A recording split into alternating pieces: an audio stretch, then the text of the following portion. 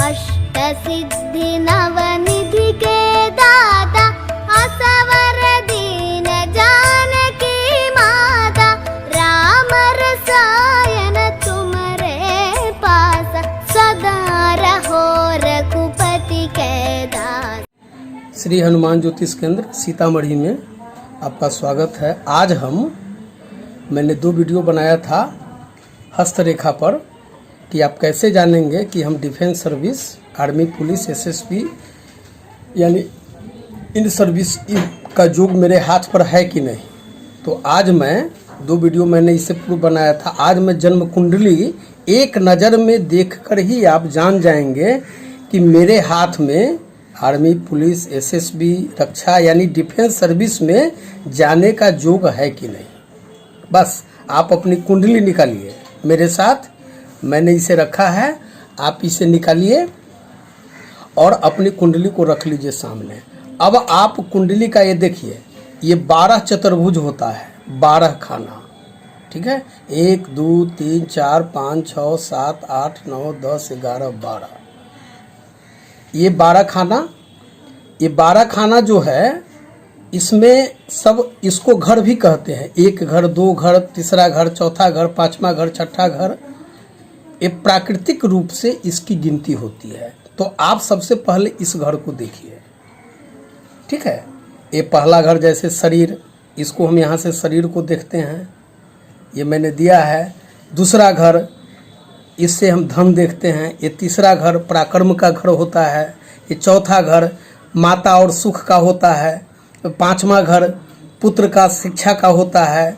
ये 6ठा घर शत्रु रोग का होता है। ये 7वां घर पति पत्नी का होता है। अगर पति की कुंडली है तो पत्नी का हम देखेंगे, पत्नी की कुंडली है तो पति का देखेंगे। यहाँ से जो है आपका 8वां यानी मृत्यु, ये 8वां घर है, यहाँ से मृत्यु देखते हैं। ये 9वां आपका भाग्य का घर है।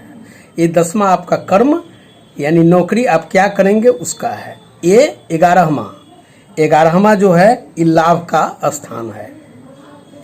और ये व्यय खर्च, तो ये तो और सब भी बहुत सारे इसमें देखे जाते हैं, ये तो मैं बाद में बताऊंगा, आपकी सुविधा के लिए बताया हूं मैं। तो आप अपनी कुंडली निकाल लीजिए और देखिए कि ये पराक्रम का घर है। पराक्रम मतलब सहज भाव, शौर्य, तो हम यहीं से देखेंगे ना। पराक्रम का घर है, शौर्य का घर है, तो बल का घर है, तो हम यहाँ से देखेंगे। तो आप देख लीजिए कि मंगल और जन्म कुंडली में मंगल अगर आपको तीसरा भाव यानी पराक्रम स्थान, ये पराक्रम, शौर्य, साहस, शरीर का बलाबल यहाँ पर अगर बैठ जाए तो आप एक ही नज़र में जान लीजिए कि आपको डिफेंस सर्विस का योग है ही। आप यदि थोड़ा भी प्रयास करते हैं तो डिफेंस सर्विस में बहुत आसानी से आप जाएंगे, आपकी तरक्की, पदोन्नति होती जाएगी अगर इसमें मंगल लिखा हुआ हो।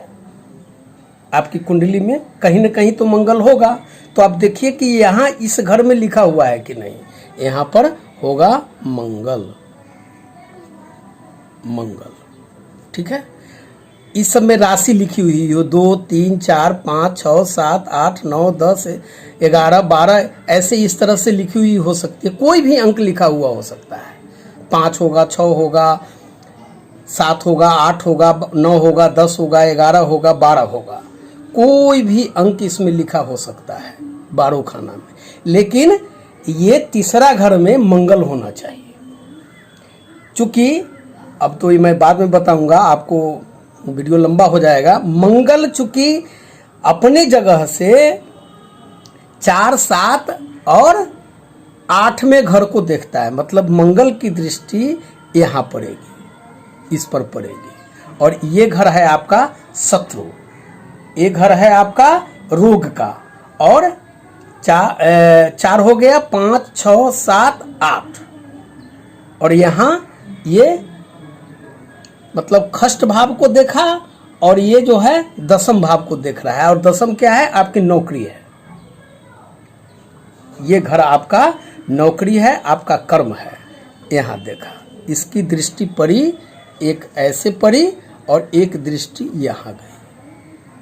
अब इसमें क्या शक है कि मंगल जो है यही हमको सबसे अधिक शारीरिक बल देगा। तो मंगल यदि इसको और इसको देखेगा तो निश्चित रूप से हमको इस डिफेंस सर्विस में जाने का ये योग सहज रूप से दे देता है।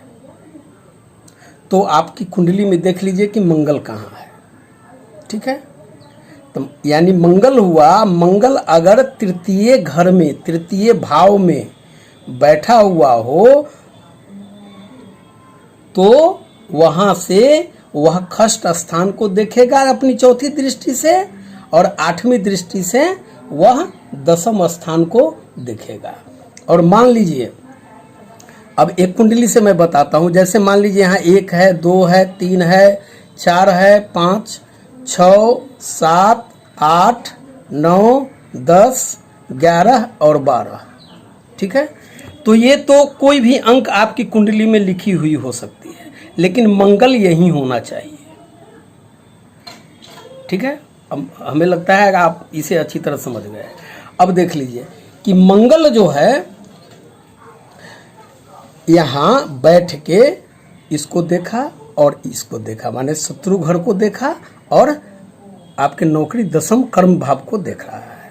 तो ये सहज है कि हम डिफेंस सर्विस में जो हमको मिल ही रहा है, हर हाल में मिल रहा है। अब इसका मैं एक चीज़ और बताता हूँ।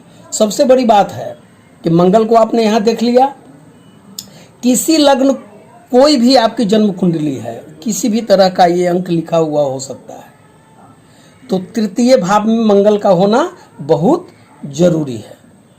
ये आप जान गए। देखिए, अब ये आपकी एक कुंडली है, ये मेष लग्न, एक मेष, एक वृष, 2, ये राशि है और ये अंक है, ठीक है। ये राशि है, इसका अंक है। अगर 2 अंक है तो वृष राशि होगी, 3 अंक है तो मिथुन होगा, 4 है तो कर्क होगा, यहाँ पर 5 है तो 6 होगा, और इसी तरह से 5, 6, 7, 8 इस तरह से क्रमवार ऐसे ही लिखे जाते हैं, ठीक है। तो ये राशि हो गई और इसका अंक हो गया। तो अंक जैसे ही हम देखेंगे तो यहाँ देख लेंगे, जैसे 9 कहीं लिखा हुआ है तो 9 ये भाग्य है, तो 9 ये भाग्य स्थान है। तो भाग्य स्थान में 9वीं राशि है, तो 9वीं राशि का मतलब क्या हो गया कि धनु राशि है, और इसका मालिक कौन है? गुरु है। ये चार्ट मैंने बता दिया है, आप इसको उतार लीजिए या इसका स्क्रीनशॉट ले लीजिए, बहुत अच्छी तरह जानकारी मिल जाएगी। तो ये राशि 12 राशि का 12 खाना हो गया, ठीक है। लेकिन इसका जो घर भाव ये अलग होता है प्राकृतिक रूप में, जिसको मैंने यहाँ आपको दिखाया है। अब ये मेष लग्न की कुंडली है। इसमें देखिए, इसमें तृतीय स्थान में 1, 2, 3 पराक्रम यानी स्वर्ग स्थान में 3 लिखा हुआ है, ठीक है। और यहाँ देखिए 3, 4, 5, 6 ये प्राकृतिक रूप में हम जाएंगे। इसमें तो मैंने 1 लिखा है, 2 हो सकता है, 3 हो सकता है, 4 हो सकता है, 12 तक हो सकता है, ऐसे आएगा क्रमवार। तो ये तृतीय स्थान में 1, 2, 3, तृतीय स्थान में 3 लिखा हुआ है, और यहाँ लिखा हुआ है 4, 5, 6 छठा स्थान है। इसमें भी 6 लिखा हुआ है। मतलब बुध जो है 2 राशि का मालिक होता है। इसका मतलब हुआ कि मिथुन और कन्या। देखिए, मिथुन में तीसरी राशि है, बुध मालिक हुआ, और यहाँ देखिए कन्या, ये छठा है, ये कन्या। तो कन्या जो है 6, तो इसका भी मालिक हुआ बुध। तो तृतीय और खष्ट छठा, इसका स्वामी यदि दसम स्थान में बैठ जाए, यहाँ मान लीजिए बुध बैठ गया, देखिए बहुत सहज रूप में मैंने आपको बताया है, आप तुरंत समझ जाएंगे इसको। जैसे तृतीयेश और खष्टेश, खष्ट जोड़ ईश, तृतीय जोड़ ईश, ईश मतलब स्वामी, स्वामी ग्रह। तो तृतीय और खष्ट का मालिक हो गया बुध, यानी कि मिथुन और कन्या का मालिक हो गया बुध, और बुध बैठ गया आपके नौकरी के स्थान में, दसम स्थान में। तो निश्चित रूप से डिफेंस सर्विस का योग बनेगा, पदोन्नति का योग बनेगा, बहुत आगे बढ़ने का, इस डिफेंस में बहुत आगे बढ़ने का योग जाएगा। अब जैसे अब दूसरी कुंडली अब बताते हैं। अब जैसे मान लीजिए इसमें 1 लिखा हुआ है, तो अब इसमें देख लीजिए जैसे 7 है, 8 है, 9 लिखेंगे, 10 लिखेंगे, 11, 12 ऐसे चलता है क्रमवार।